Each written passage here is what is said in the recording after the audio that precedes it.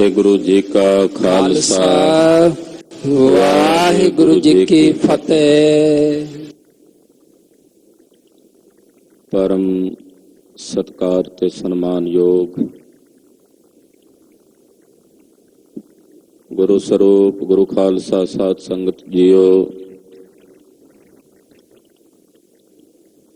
ਪਤਿਤ ਪਾਵਨ ਭਗਤ ਵਛਲ ਕਿਰਪਾ ਨਿਧਾਨ ਸਤਿਗੁਰੂ ਸ੍ਰੀ ਗੁਰੂ ਗ੍ਰੰਥ ਸਾਹਿਬ ਜੀ ਦੀ ਪਵਿੱਤਰ ਹਜ਼ੂਰੀ 'ਚ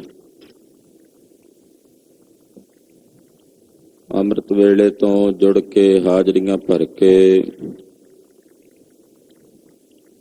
ਆਪਣੇ ਜੀਵਨ ਦੀਆਂ ਘੜੀਆਂ ਗੁਰੂ ਲੇਖੇ ਲਾਉਂਦਿਆਂ ਸਫਲਾ ਔਰ ਸਕਾਰਥਾ ਕਰ ਰਹੇ।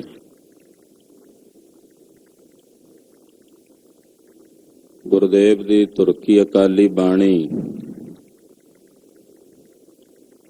ਸ੍ਰੀ ਆਸਾ ਜੀ ਦੀ ਵਾਰ ਦੇ ਸ਼ਬਦ ਕੀਰਤਨ ਰਾਗੀ ਸਿੰਘਾਂ ਦੀ ਰਸਨਾ ਤੋਂ ਆਪ ਜੀ ਨੇ ਸਰਵਣ ਕੀਤੇ ਹਨ। ਅੱਜ ਦਾ ਪਾਵਨ ਪਵਿੱਤਰ ਸ੍ਰੀ ਮੁਖ ਵਾਕ ਹੁਕਮਨਾਮਾ ਆਸਾ ਜੀ ਦੀ ਵਾਰ ਚੋਂ ਸਾਨੂੰ ਸਾਰਿਆਂ ਨੂੰ ਪ੍ਰਾਪਤ ਹੋਇਆ। ਜਗਤ ਗੁਰੂ ਸ੍ਰੀ ਗੁਰੂ ਨਾਨਕ ਦੇਵ ਸਾਹਿਬ ਜੀ ਮਹਾਰਾਜ ਸੁਲਤਾਨਪੁਰ ਸਾਹਿਬ ਦੀ ਧਰਤੀ ਤੇ ਸ਼ਬਦ ਉਚਾਰਿਆ। ਉਸ ਵੇਲੇ ਜੋ ਹਿੰਦੁਸਤਾਨ ਦੇ ਲੋਕਾਂ ਦੀ ਦਸ਼ਾ ਸੀ, ਉਹਨਾਂ ਦੀ ਮਾਨਸਿਕਤਾ ਸੀ, ਫੈਲੀਆਂ ਹੋਈਆਂ ਕੁਰੀਤੀਆਂ ਸਨ। ਉਹਦਾ ਵਰਣਨ ਗੁਰਦੇਵ ਨੇ ਇਸ ਸ਼ਬਦ ਵਿੱਚ ਕਰਕੇ ਉਹਨਾਂ ਕੁਰੀਤੀਆਂ ਦਾ ਖੰਡਨ ਕੀਤਾ।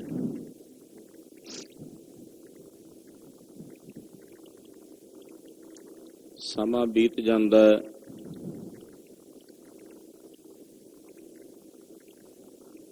ਪਰ ਉਹ ਜਿਹੜੀਆਂ ਪਰਿਸਥਿਤੀਆਂ ਨੇ ਉਹ ਮੁੜ ਮੁੜ ਕੇ ਉਸੇ ਤਰ੍ਹਾਂ ਦੀਆਂ ਬਣਦੀਆਂ ਚਲੀਆਂ ਜਾਂਦੀਆਂ।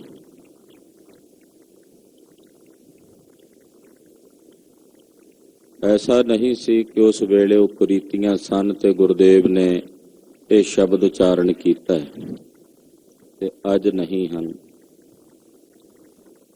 ਤੇ ਅੱਜ ਇਸ ਸ਼ਬਦ ਦੇ ਮਾਇਨੇ ਠੀਕ ਨਹੀਂ ਹਨ। ਅੱਜ ਵੀ ਇਹ ਮਾਇਨੇ ਉਤਨੇ ਹੀ ਭਾਵਪੂਰਵਕ ਨੇ। ਉਹ ਕੁਰੀਤੀਆਂ ਅੱਜ ਵੀ ਸਮਾਜ ਵਿੱਚ ਫੈਲੀਆਂ ਨੇ। ਫਰਕ ਇੰਨਾ ਕਿ ਉਹਦਾ ਬਾਹਰੀ ਰੂਪ ਜਿਹੜਾ ਹੈ ਉਹ ਬਦਲ ਜਾਂਦਾ, ਤਬਦੀਲ ਹੋ ਜਾਂਦਾ, ਪਰ ਅੰਤਰੀਵੀ ਮਾਨਸਿਕਤਾ ਜਿਹੜੀ ਆ ਉਹ ਜਿਉਂ ਦੀ ਤਿਉਂ ਰਹਿੰਦੀ ਹੈ। ਜਗਤ ਗੁਰੂ ਬਾਬਾ ਜੀ ਦੇ ਅੰਮ੍ਰਿਤ ਬਚਨ ਨੇ ਗੁਰੂ ਚਰਨਾਂ ਵਿੱਚ ਅਰਦਾਸ ਹੈ ਕਿ ਸਤਿਗੁਰੂ ਜੀ ਸਾਨੂੰ ਸਮਝ ਪ੍ਰਦਾਨ ਕਰਨ। ਆਦਿ ਗੁਰੂ ਜਗਤ ਗੁਰੂ ਸ੍ਰੀ ਗੁਰੂ ਨਾਨਕ ਦੇਵ ਸਾਹਿਬ ਜੀ ਮਹਾਰਾਜ ਸਤਿਗੁਰੂ ਜੀ ਦੇ ਪਵਿੱਤਰ ਚਰਨ ਕਮਲਾਂ ਦਾ ਧਿਆਨ ਆਪਣੇ ਹਿਰਦਿਆਂ 'ਚ ਧਾਰਦਿਆਂ ਆਪਣੇ ਜੀਵਨ ਤੇ ਰਸਨਾ ਦੇ ਕਲਿਆਣ ਨਮਿਤ ਆਖੀਏ ਜੀ ਸਤਿਨਾਮ ਸ੍ਰੀ ਵਾਹਿਗੁਰੂ ਸਾਹਿਬ ਜੀ। ਸਤਿਨਾਮ ਸ੍ਰੀ ਵਾਹਿਗੁਰੂ ਸਾਹਿਬ ਜੀ। ਸ਼ਲੋਕ ਮਹੱਲਾ ਪਹਿਲਾ। ਗਊ ਬ੍ਰਾਹਮਣ ਕਉ ਕਰ ਲਾਵਹੁ, ਗੋਬਰ ਤਰਨ ਨਾ ਜਾਏ।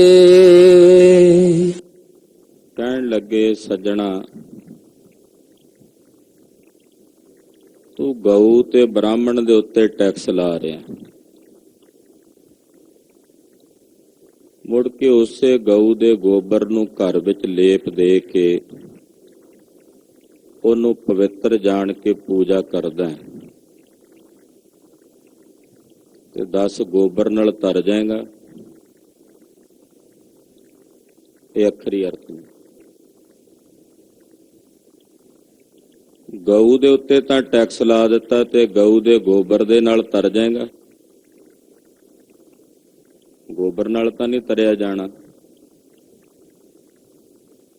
ਹੁਣ ਕੋਈ ਆਖੇ ਕਿ ਸਤਿਗੁਰੂ ਜੀ ਤਾਂ ਇੱਥੇ ਟੈਕਸ ਦਾ ਵਿਰੋਧ ਕਰ ਰਹੇ ਨੇ,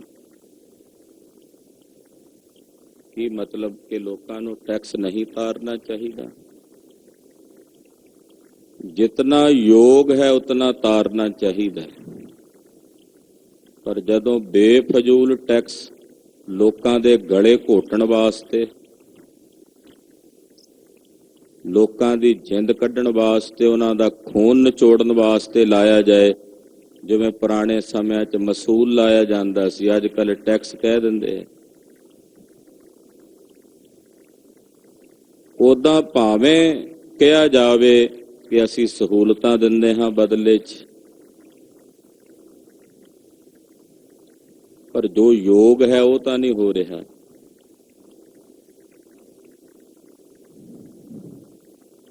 ਜ਼ਬਰਦਸਤੀ ਜ਼ੋਰ ਨਾਲ ਕਿਸੇ ਦੇ ਸੰਗੀ ਦੇ ਵਿੱਚ ਨੋਹ ਦੇ ਕੇ ਉਹਦੇ ਕੋਲੋਂ ਕਰ ਲੈਣਾ, ਭਾਵੇਂ ਉਹਦੇ ਕੋਲ ਆਮਦਨ ਹੈ ਭਾਵੇਂ ਨਹੀਂ ਹੈ, ਇਹਦੇ ਬਾਰੇ ਕੋਈ ਵਿਚਾਰ ਨਹੀਂ, ਉਹਦਾ ਗੁਰਦੇਵ ਨੇ ਖੰਡਨ ਕੀਤਾ। ਹੁਣ ਜਿਹੜੀ ਗਊ ਹੈ ਗਰੀਬ, ਬ੍ਰਾਹਮਣ ਗਰੀਬ, ਜਿਨ੍ਹਾਂ ਦੇ ਘਰ ਦੇ ਵਿੱਚ ਰੋਟੀ ਦੇ ਵੀ ਲਾਲੇ ਨੇ, ਉਹਨਾਂ ਤੇ ਟੈਕਸ ਲਾ ਕੇ ਜਬਰੀ ਉਹਨਾਂ ਦਾ ਖੂਨ ਨਿਚੋੜਨ ਤੋਂ ਬਾਅਦ ਆਖੋ ਕਿ ਉਸੇ ਗਊ ਤੇ ਬ੍ਰਾਹਮਣ ਦੀ ਪੂਜਾ ਕਰਕੇ ਗੋਬਰ ਨੂੰ ਘਰ ਵਿੱਚ ਲੇਪ ਦੇ ਕੇ ਮੈਂ ਤਰ ਜਾਵਾਂਗਾ। ਮਹਾਰਾਜ ਜੀ ਕਹਿੰਦੇ ਏਦਾਂ ਤਰਿਆ ਨਹੀਂ ਜਾਣਾ, ਇਸ ਤਰ੍ਹਾਂ ਨਹੀਂ ਪਾਰ ਉਤਾਰਾ ਹੋਣਾ।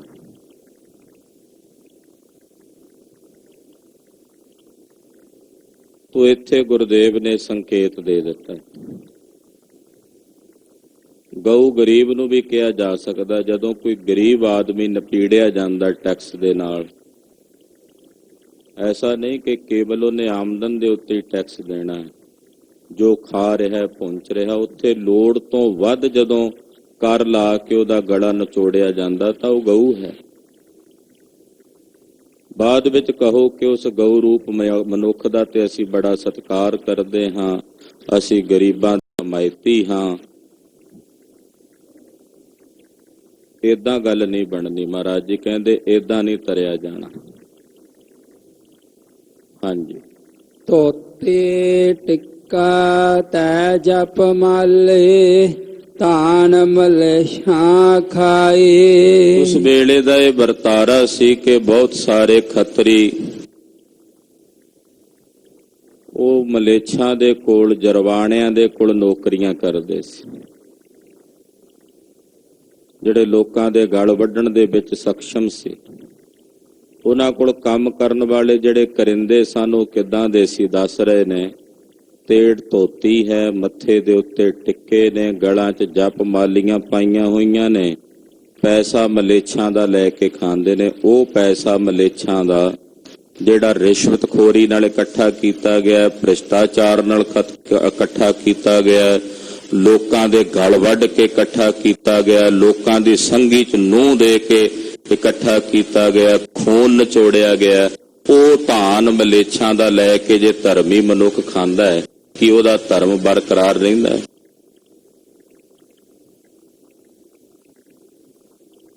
ਉਹਦਾ ਮੱਥੇ ਤੇ ਟਿੱਕਾ ਹੈ, ਤੇੜ ਧੋਤੀ ਵੀ ਹੈ, ਗਲ ਵਿੱਚ ਮਾਲਾ ਵੀ ਪਾਈ ਹੋਈ ਹੈ, ਪੈਸਾ ਮਲੇਛਾਂ ਦਾ ਲੈ ਕੇ ਖਾਵੇ। ਕਿਹੜੇ ਮਲੇਛ? ਜਿਹੜੇ ਜਰਵਾਣੇ ਨੇ, ਜ਼ੁਲਮ ਕਰ ਰਹੇ ਨੇ ਲੋਕਾਂ ਤੇ, ਰਿਸ਼ਵਤਖੋਰੀ ਨਾਲ ਆਪਣੇ ਢਿੱਡ ਭਰ ਰਹੇ ਨੇ, ਭ੍ਰਿਸ਼ਟਾਚਾਰ ਕਰ ਰਹੇ ਨੇ। ਉਹਨਾਂ ਦਾ ਪੈਸਾ ਲੈ ਕੇ ਅਗਰ ਕੋਈ ਧਰਮੀ ਮਨੁੱਖ ਕਹੇ ਕਿ ਮੇਰਾ ਧਰਮ ਬਰਕਰਾਰ ਰਹਿੰਦਾ ਤਾਂ ਉਹ ਕਿਵੇਂ ਰਹਿ ਸਕਦਾ? ਹਾਂਜੀ। ਅੰਤਰ ਪੂਜਾ ਪੜਹਿ ਕਤੇਬਾ, ਸੰਜਮ ਤੁਰ ਕਾ ਪਾਏ। ਹਰ ਧਰਮ ਦੀ ਸੁਤੰਤਰਤਾ ਦੇ ਸੰਬੰਧ ਵਿੱਚ ਜਗਤ ਗੁਰੂ ਬਾਬਾ ਜੀ ਨੇ 500 ਸਾਲ ਪਹਿਲਾਂ ਇਹ ਬਚਨ ਉਚਾਰਨ ਕਰਕੇ ਆਵਾਜ਼ ਬੁਲੰਦ ਕੀਤੀ। ਸੰਵਿਧਾਨ ਬਾਅਦ ਵਿੱਚ ਬਣਦੇ ਨੇ, ਪਰ ਮੇਰੇ ਪਾਤਸ਼ਾਹ 500 ਸਾਲ ਪਹਿਲਾਂ ਹਰ ਧਰਮ ਦੀ ਆਜ਼ਾਦੀ ਦੀ ਗੱਲ ਕਰ ਰਹੇ ਨੇ, ਹਰ ਧਰਮ ਦੀ ਸੁਤੰਤਰਤਾ ਦੀ ਗੱਲ ਕਰ ਰਹੇ ਨੇ, ਹਰ ਧਰਮ ਦੇ ਨਾਲ ਜੁੜੇ ਹੋਏ ਲੋਕਾਂ ਦੀ ਸੁਤੰਤਰਤਾ ਦੀ ਗੱਲ ਕਰ ਰਹੇ ਨੇ ਕਿ ਜਿਸ ਵੀ ਧਰਮ ਨਾਲ ਕੋਈ ਜੁੜਿਆ ਹੋਇਆ ਹੈ, ਉਸ ਧਰਮ ਨੂੰ ਸੁਤੰਤਰਤਾ ਦੇ ਨਾਲ ਉਹ ਸੰਸਾਰ ਦੇ ਵਿੱਚ ਆਪਣੇ ਧਰਮ ਦੀ ਗੱਲ ਕਰ ਸਕਦਾ, ਆਪਣੀਆਂ ਧਾਰਮਿਕ ਰਹੁ ਰੀਤੀਆਂ ਦੀ ਪਾਲਣਾ ਕਰ ਸਕਦਾ। ਪਰ ਕੀ ਹੋ ਰਿਹਾ ਸੀ ਉਦੋਂ?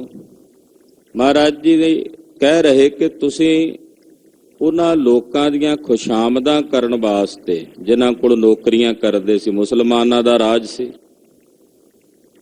ਉਹਨਾਂ ਦੀਆਂ ਖੁਸ਼ਾਮਦਾਂ ਕਰਨ ਵਾਸਤੇ ਪੂਜਾ ਅਰਚਨਾ ਜਿਹੜੇ ਹਿੰਦੂ ਰਹੁ ਰੀਤੀਆਂ ਨੇ, ਉਹਨਾਂ ਨੂੰ ਕਮਰੇ ਦੇ ਵਿੱਚ ਬੰਦ ਹੋ ਕੇ ਕਰ ਦਿਓ ਵੀ ਕਿਤੇ ਉਹਨਾਂ ਨੂੰ ਪਤਾ ਨਾ ਲੱਗ ਜਾਏ।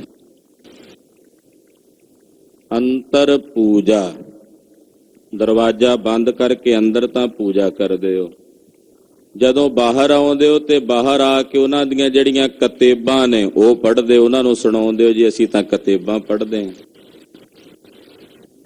ਉਹਨਾਂ ਦੀਆਂ ਕਿਤਾਬਾਂ ਪੜ੍ਹਦੇ ਹੋ, ਪਰ ਨਾਲ ਆਪਣੀ ਜਿਹੜੀ ਪੂਜਾ ਅਰਚਨਾ ਜੋ ਆਪਣੇ ਇਸ਼ਟ ਦੀ ਕਰਦੇ ਹੋ, ਲੁਕ ਕੇ ਕਿਉਂ ਕਰਦੇ ਹੋ ਬਈ? ਇਸੇ ਵਾਸਤੇ ਵੀ ਕਿਤੇ ਸਾਨੂੰ ਇਹ ਨੌਕਰੀ ਚੋਂ ਕੱਢ ਨਾ ਦੇਣ, ਅਸੀਂ ਇਹਨਾਂ ਦੀ ਖੁਸ਼ਾਮਦ ਕਰੀਏ। ਆਪਣੀਆਂ ਧਾਰਮਿਕ ਕਰੋ ਰੀਤੀਆਂ ਨੂੰ ਉਹਨਾਂ ਤੋਂ ਭੈ ਭੀਤ ਹੋ ਕੇ ਕਿੰਨਾ ਕੁ ਚਿਰ ਲੁਕ ਕੇ ਕਰਦੇ ਰਹੋਗੇ? ਆਖਰਕਾਰ ਇਹ ਤੁਹਾਡੀਆਂ ਰਹੁ ਰੀਤੀਆਂ ਸਮਾਪਤ ਹੋ ਜਾਣਗੀਆਂ ਜੇ ਇਦਾਂ ਲੁਕ ਕੇ ਹੀ ਕਰਦੇ ਰਹੇ। ਤੁਹਾਡੇ ਬੱਚੇ ਗੁਲਾਮ ਹੋਣਗੇ, ਤੁਹਾਡੀਆਂ ਨਸਲਾਂ ਗੁਲਾਮ ਹੋਣਗੀਆਂ, ਉਹ ਉਸੇ ਗੁਲਾਮੀ ਦੀਆਂ ਜੰਜੀਰਾਂ ਵਿੱਚ ਬੱਧੇ ਹੋਏ ਜਿਨ੍ਹਾਂ ਵਿੱਚ ਤੁਸੀਂ ਬੱਧੇ ਹੋ, ਉਹਨਾਂ ਨੂੰ ਵੀ ਤੁਸੀਂ ਬੰਨ੍ਹ ਕੇ ਜਾਓਗੇ। ਵੇਖੋ ਕਿਆਸੀ ਆਵਾਜ਼ ਜਗਤ ਗੁਰੂ ਬਾਬਾ ਜੀ ਉਸ ਵੇਲੇ ਬੁਲੰਦ ਕਰ ਰਹੇ ਕਿ ਤੁਹਾਨੂੰ ਆਪਣੀਆਂ ਧਾਰਮਿਕ ਕਰੋ ਰੀਤੀਆਂ ਤਾਂ ਆਜ਼ਾਦੀ ਨਾਲ ਕਰਨੀਆਂ ਚਾਹੀਦੀਆਂ ਨੇ, ਜੋ ਤੁਹਾਡੇ ਧਰਮ ਦੀਆਂ ਮਰਿਆਦਾਵਾਂ ਨੇ ਉਹ ਤਾਂ ਤੁਹਾਨੂੰ ਸੁਤੰਤਰ ਹੋ ਕੇ ਕਰਨੀਆਂ ਚਾਹੀਦੀਆਂ ਨੇ। ਲੁਕ ਛਿਪ ਕੇ ਕਿਉਂ ਕਰਦੇ ਹੋ? ਇਹਨਾਂ ਮਲੇਛਾਂ ਤੋਂ ਕਿੰਨਾ ਕੁ ਚਿਰ ਡਰੋਗੇ? ਕਿੰਨਾ ਕੁ ਚਿਰ ਇਹਨਾਂ ਦਾ ਭੈ ਰੱਖੋਗੇ? ਆਖਰਕਾਰ ਤੁਹਾਨੂੰ ਆਪਣਾ ਸਿਰ ਚੁੱਕਣਾ ਪੈਣਾ ਜੇ ਤੁਸੀਂ ਆਪਣੀਆਂ ਧਰਮ ਦੀਆਂ ਰਹੁ ਰੀਤੀਆਂ ਬਚਾਉਣੀਆਂ ਨੇ।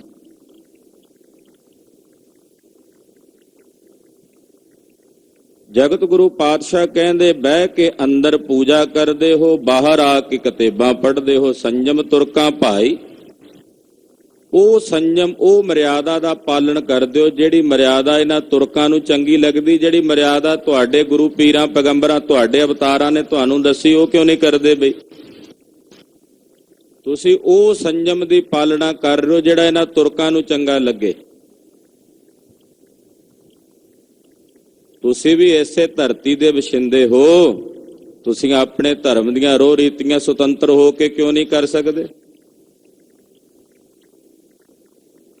ਇਹ ਆਵਾਜ਼ ਜਗਤ ਗੁਰੂ ਬਾਬਾ ਜੀ ਨੇ ਬੁਲੰਦ ਕੀਤੀ। ਇਸੇ ਕਰਕੇ ਜਦੋਂ ਸੰਵਿਧਾਨ ਬਣਾਇਆ ਜਾ ਰਿਹਾ ਸੀ ਤੇ ਸੰਵਿਧਾਨ ਦੇ ਕਰਤਾ ਨੇ ਸ੍ਰੀ ਗੁਰੂ ਗ੍ਰੰਥ ਸਾਹਿਬ ਜੀ ਦਾ ਵੀ ਅਧਿਐਨ ਕੀਤਾ।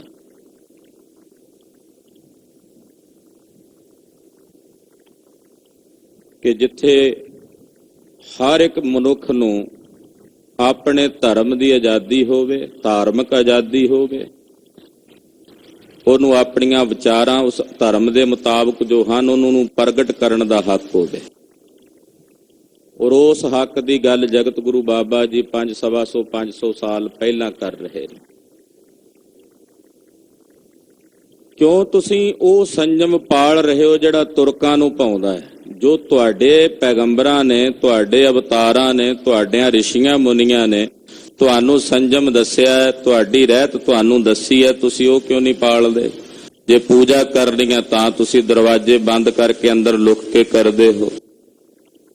ਹਾਂਜੀ, ਛੋਡੇ ਲੈ ਪਾਖੰਡਾ, ਇਹ ਪਖੰਡਾ ਕੇ ਅੰਦਰ ਤੁਸੀਂ ਪੂਜਾ ਹੋਰ ਕਰਦੇ ਹੋ, ਬਾਹਰੋਂ ਵਿਖਾਵਾ ਹੋਰ ਕਰਦੇ ਹੋ, ਮੁਸਲਮਾਨੀ ਤਰੀਕੇ ਦਾ ਵਰਤਾਰਾ ਰੱਖ ਕੇ, ਸੰਜਮ ਰੱਖ ਕੇ ਉਹਨਾਂ ਨੂੰ ਵਿਖਾਉਂਦੇ ਹੋ, ਅੰਦਰੋਂ ਤੁਸੀਂ ਕੁਝ ਹੋਰ ਹੋਏ ਤਾਂ ਪਖੰਡਾ ਹੋ ਗਿਆ ਬਈ।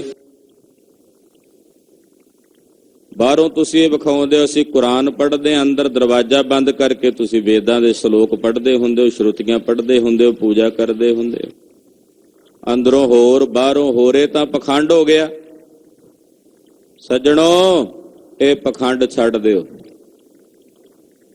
ਏਦਾਂ ਦੇ ਪਖੰਡ ਨਾਲ ਨਹੀਂ ਕੋਈ ਤਰਿਆ, ਏਦਾਂ ਦੇ ਪਖੰਡ ਨਾਲ ਕੋਈ ਮੁਕਤ ਨਹੀਂ ਹੋਇਆ ਕਿ ਲੋਕਾਂ ਨੂੰ ਵਿਖਾਉਣ ਵਾਸਤੇ ਕੁਝ ਹੋਰ ਤੇ ਅੰਦਰ ਆਪ ਕੁਝ ਕਰਨ ਵਾਸਤੇ ਕੁਝ ਹੋਰ। ਇਹ ਤਾਂ ਪਖੰਡ ਹੀ ਹੋਇਆ ਨਾ। ਇਹ ਪਖੰਡ ਉਦੋਂ ਨਹੀਂ, ਅੱਜ ਵੀ ਚੱਲਦਾ। ਇਹ ਬਚਨ ਉਦੋਂ ਜਿਤਨੇ ਕਾਰਗਰ ਸਨ, ਅੱਜ ਵੀ ਉਤਨੇ ਨੇ। ਅੱਜ ਵੀ ਬਹੁਤ ਲੋਕ ਕੇਵਲ ਦੁਨੀਆ ਦੇ ਲੋਕਾਂ ਨੂੰ ਵਿਖਾਉਣ ਵਾਸਤੇ ਅੰਦਰ ਕੁਝ ਹੋਰ ਤੇ ਬਾਹਰ ਕੁਝ ਹੋਰ ਕਰਦੇ ਨੇ। ਅੰਦਰੋਂ ਉਹਨਾਂ ਦੀ ਮਾਨਸਿਕਤਾ ਹੋਰ ਹੁੰਦੀ ਹੈ, ਬਾਹਰੋਂ ਸਵਰੂਪ ਪ੍ਰਗਟ ਕਰਕੇ ਕੁਝ ਹੋਰ ਵਿਖਾਉਂਦੇ ਨੇ ਕਿ ਲੋਕ ਕੀ ਆਖਣਗੇ, ਸਮਾਜ ਕੀ ਕਹੇਗਾ। ਜਿਹੜੇ ਸਾਡੇ ਵੱਡੇ ਨੇ, ਜਿਨ੍ਹਾਂ ਦੇ ਅਧੀਨ ਹੋ ਕੇ ਅਸੀਂ ਚੱਲ ਰਹੇ ਹਾਂ, ਉਹ ਸਾਡੇ ਆਕਾ ਕੀ ਆਖਣਗੇ ਜੇ ਅਸੀਂ ਉਹਨਾਂ ਦੇ ਅਨੁਸਾਰ ਨਾ ਚੱਲੇ। ਪਾਤਸ਼ਾਹ ਕਹਿੰਦੇ ਪਖੰਡ ਹੈ, ਇਸ ਪਖੰਡ ਦਾ ਤਿਆਗ ਕਰ ਦਿਓ, ਇਸ ਪਖੰਡ ਨੂੰ ਛੱਡ ਦਿਓ। ਨਾਮ ਲਇਐ ਜਾਹੇ ਤਰੰਦਾ। ਪਰਮੇਸ਼ਰ ਦਾ ਨਾਮ ਲਿਆ, ਇਹ ਜੀਵ ਤਰਦਾ ਹੈ ਸੰਸਾਰ ਤੋਂ, ਭਵ ਸਾਗਰ ਤੋਂ ਪਾਰ ਉਤਰਦਾ ਹੈ। ਨਾਮ ਜਪ ਕੇ ਤੁਹਾਡੇ ਅੰਦਰ ਇਹੋ ਜੀ ਸਖਸ਼ਮਤਾ ਪੈਦਾ ਹੋ ਜਾਂਦੀ ਹੈ ਕਿ ਤੁਸੀਂ ਅੰਦਰੋਂ ਬਾਹਰੋਂ ਇੱਕੋ ਜਿਹੇ ਹੋ ਜਾਂਦੇ ਹੋ। ਪਰਮੇਸ਼ਰ ਦਾ ਨਾਮ ਹੀ ਇੱਕ ਐਸੀ ਬਰਕਤ ਦਾ ਦਾਤਾ ਹੈ, ਜਿਸ ਨਾਮ ਦੇ ਲਿਆਂ, ਜਿਸ ਨਾਮ ਦੇ ਅਰਾਧਿਆਂ ਤੁਸੀਂ ਇਸ ਸੰਸਾਰ ਤੋਂ ਤਰਦੇ ਹੋ। ਮਹੱਲਾ ਪਹਿਲਾ। ਮਾਨਸ ਖਾਣੇ ਕਰਹਿ ਨਿਵਾਜ। ਉਸ ਵੇਲੇ ਜਿਹੜੇ ਇਨਸਾਫ ਕਰਨ ਵਾਲੇ ਕਾਜੀ ਸੀ, ਕਿਉਂਕਿ ਜੱਜ ਦਾ ਕੰਮ ਉਹਨਾਂ ਕੋਲ ਹੁੰਦਾ ਸੀ, ਲੋਕਾਂ ਦੇ ਕੇਸਾਂ ਦੇ ਫੈਸਲੇ ਕਾਜੀ ਲੋਕ ਕਰਿਆ ਕਰਦੇ ਸੀ। ਮਹਾਰਾਜ ਕਹਿੰਦੇ ਜਿਹੜੇ ਸਬੂਤੇ ਬੰਦੇ ਖਾ ਜਾਣ ਵਾਲੇ ਕਾਜੀ ਨੇ, ਉਹ ਇਨਸਾਫ ਕਰ ਰਹੇ ਨੇ, ਉਹ ਨਮਾਜ਼ ਕਰ ਰਹੇ ਨੇ। ਮਾਨਸ ਖਾਣੇ, ਜਿਉਂਦੇ ਮਨੁੱਖਾਂ ਨੂੰ ਭੱਖ ਜਾਣ ਵਾਲੇ, ਖਾਣ ਵਾਲੇ ਕੀ ਇਨਸਾਫ ਕਰਨਗੇ? ਰਿਸ਼ਵਤਖੋਰ ਕਾਜੀ। ਜੋ ਉਸ ਵੇਲੇ ਕਾਜੀ ਰਿਸ਼ਵਤਖੋਰ ਸਨ, ਕਿ ਅੱਜ ਇਨਸਾਫ ਕਰਨ ਵਾਲੇ ਰਿਸ਼ਵਤਖੋਰ ਨਹੀਂ ਹਨ। ਜੇ ਉਹਨਾਂ ਕਾਜ਼ੀਆਂ ਨੂੰ ਮਹਾਰਾਜ ਜੀ ਕਹਿ ਰਹੇ ਨੇ, ਇਨਸਾਫ ਕਰਨ ਵਾਲਿਆਂ ਨੂੰ ਵੀ ਇਹ ਬੰਦੇ ਖਾਣੇ ਨੇ, ਤੇ ਜਿਹੜੇ ਅੱਜ ਇਨਸਾਫ ਕਰਨ ਵਾਲੇ, ਰਿਸ਼ਵਤ ਲੈ ਕੇ ਇਨਸਾਫ ਕਰਨ ਵਾਲੇ, ਕੀ ਉਹ ਬੰਦੇ ਖਾਣੇ ਨਹੀਂ? ਇਸ ਕਰਕੇ ਇਹ ਪਾਵਨ ਬਚਨ ਮਹਾਰਾਜ ਜੀ ਸਮੇਂ ਦੀਆਂ ਪਰਿਸਥਿਤੀਆਂ ਨੂੰ ਵੇਖ ਕੇ ਉਸੇ ਤਰ੍ਹਾਂ ਹੀ ਉਚਾਰਨ ਕਰਦੇ ਨੇ। ਪਾਤਸ਼ਾਹ ਕਹਿੰਦੇ ਸਬੂਤੇ ਬੰਦੇ ਖਾ ਜਾਣ ਵਾਲੇ, ਮਾਨਸ ਖਾਣੇ ਬੰਦੇ, ਉਹ ਨਮਾਜ਼ ਕਰਦੇ ਨੇ। ਉਦਾਂ ਅਸੀਂ ਨਮਾਜ਼ ਪੜ੍ਹਦੇ ਹਾਂ, 5 ਵਕਤ ਦੇ ਨਮਾਜ਼ੀ, ਅਸੀਂ ਬੜੇ ਧਰਮੀ ਕਰਮੀ ਹਾਂ। ਜਦੋਂ ਵਾਹ ਚੱਲੇ ਇਨਸਾਫ ਦੇ ਨਾਂ ਦੇ ਉੱਤੇ ਲੋਕਾਂ ਦੇ ਗਲ ਵੱਢ ਕੇ ਉਹਨਾਂ ਨੂੰ ਜਿਉਂਦਿਆਂ ਨੂੰ ਖਾ ਜਾਣਾ। ਖਾਣਾ ਕਿਵੇਂ ਆ? ਬੰਦਿਆਂ ਨੂੰ ਰਿਸ਼ਵਤ ਲੈ ਕੇ ਖਾਣੀ। ਇਹ ਇਤਨੀ ਭਿਆਨਕ ਲੱਤ ਹੈ ਰਿਸ਼ਵਤਖੋਰੀ ਦੀ, ਸਮਾਜ ਇਹਦੇ ਵਿੱਚ ਨਪੀੜਿਆ ਪਿਆ। ਕੋਈ ਇੱਕ ਅੱਧਾ ਵਿਰਲਾ ਬਚਿਆ ਹੋਵੇ ਤਾਂ ਬਚਿਆ ਹੋਵੇ, ਨਹੀਂ ਤਾਂ ਕਈਆਂ ਦਾ ਤਾਂ ਬਹਾਨਾ ਹੀ ਹੁੰਦਾ ਜੀ, ਸਾਡਾ ਕੰਮ ਇਹੋ ਜਿਹਾ, ਸਾਨੂੰ ਲੈਣਾ ਪੈਂਦਾ ਹੈ। ਕਿ ਤੁਹਾਡੇ ਸਿਰ ਦੇ ਉੱਤੇ ਕਿਸੇ ਨੇ ਰਿਵਾਲਵਰ ਲਾਈ ਹੋਈ ਆ ਵੀ ਤੁਸੀਂ ਇਹ ਕੰਮ ਕਰਨਾ ਹੀ ਕਰਨਾ, ਨਹੀਂ ਤਾਂ ਗੋਲੀ ਵੱਜੇਗੀ। ਮਨ ਬਿਰਤੀਆਂ ਆਪਣੀਆਂ ਖੋਟੀਆਂ ਹੁੰਦੀਆਂ ਨੇ, ਬਹਾਨੇ ਬਣਾ ਲਏ ਜਾਂਦੇ ਹਨ। ਬੰਦੇ ਖਾਣੇ ਲੋਕ ਬਾਹਰੋਂ ਧਰਮੀ ਹੋਣ ਦਾ ਟਕਵੰਜ ਕਰਦੇ ਨੇ। ਮਾਨਸ ਖਾਣੇ ਕਰਹਿ ਨਿਵਾਜ, ਬੰਦੇ ਖਾਣੇ ਕਾਜੀ। ਉਦਾਂ ਕਹਿੰਦੇ ਅਸੀਂ 5 ਵਕਤ ਦੇ ਨਮਾਜ਼ੀ ਹਾਂ, ਨਮਾਜ਼ ਪੜ੍ਹਦੇ ਹਾਂ, ਸਾਡੇ ਕੋਲ ਸਾਡੇ ਧਰਮ ਦੀਆਂ ਰੋਹ ਰੀਤੀਆਂ ਨੇ। ਦੱਸੋ ਕਾਜੀ ਜੀ, ਜਿਹੜੇ ਧਰਮ ਦੀ ਨਮਾਜ਼ ਪੜ੍ਹਦੇ, ਉਸ ਧਰਮ ਦੇ ਕਿਸ ਗ੍ਰੰਥ ਵਿੱਚ ਲਿਖਿਆ ਕਿ ਲੋਕਾਂ ਕੋਲੋਂ ਰਿਸ਼ਵਤ ਲੈ ਕੇ ਤੁਸੀਂ ਹੱਕ ਨੂੰ ਨਿਰਹੱਕ ਤੇ ਨਿਰਹੱਕ ਨੂੰ ਹੱਕ ਕਰੋ? ਤੁਹਾਡੇ ਕਿਸੇ ਧਾਰਮਿਕ ਗ੍ਰੰਥ ਵਿੱਚ ਇਹ ਗੱਲ ਲਿਖੀ ਹੈ ਜਿਸ ਧਰਮ ਦੇ ਤੁਸੀਂ ਧਾਰਨੀ ਹੋ? ਜੋ ਸੱਚ ਕਹਿਣਾ ਹੁੰਦਾ ਹੈ, ਉਹ ਸੱਚ ਕਹਿਣ ਵੇਲੇ ਕਿਸੇ ਪ੍ਰਕਾਰ ਦਾ ਨੇਤਰਾਂ ਵਿੱਚ ਮਲਾਲ ਨਾ ਹੋਵੇ, ਉਹ ਸੱਚ ਕਹਿਣ ਵਾਸਤੇ ਜਗਤ ਗੁਰੂ ਗੁਰੂ ਨਾਨਕ ਸਾਹਿਬ ਸક્ષਮ ਨੇ। ਸਾਡੇ ਵਰਗਿਆਂ ਨੇ ਸੱਚ ਕਹਿਣਾ ਹੋਵੇ, ਸਾਡੀਆਂ ਕਈ ਖਾਮੀਆਂ, ਕਈ ਕਮੀਆਂ ਉਗੜ ਕੇ ਲੋਕਾਂ ਦੇ ਸਾਹਮਣੇ ਆ ਜਾਣੀਆਂ। ਪਰ ਜਗਤ ਗੁਰੂ ਬਾਬਾ ਜੀ ਪੂਰਨ ਨੇ, ਸਮਰੱਥ ਨੇ। ਜਦੋਂ ਉਹ ਇਹ ਸੱਚ ਕਹਿੰਦੇ ਨੇ, ਮੇਰੇ ਸਾਹਿਬ ਦੇ ਵਿੱਚ ਇੱਕ ਵੀ ਖਾਮੀ ਕੋਈ ਲੱਭ ਕੇ ਪ੍ਰਗਟ ਕਰਕੇ ਨਹੀਂ ਦੱਸ ਸਕਦਾ। ਸਮਾਜ ਵਿੱਚ ਅਗਰ ਕੋਈ ਸੱਚ ਬੋਲਦਾ, ਸੱਚ ਕਹਿੰਦਾ ਇਸ ਪ੍ਰਕਾਰ ਦਾ, ਤੇ ਲੋਕ ਹਜ਼ਾਰਾਂ ਪ੍ਰਕਾਰ ਦੀਆਂ ਉਹਦੇ ਤੇ ਉਜਤਾਂ ਲਾਣੀਆਂ ਸ਼ੁਰੂ ਕਰ ਦਿੰਦੇ ਆ।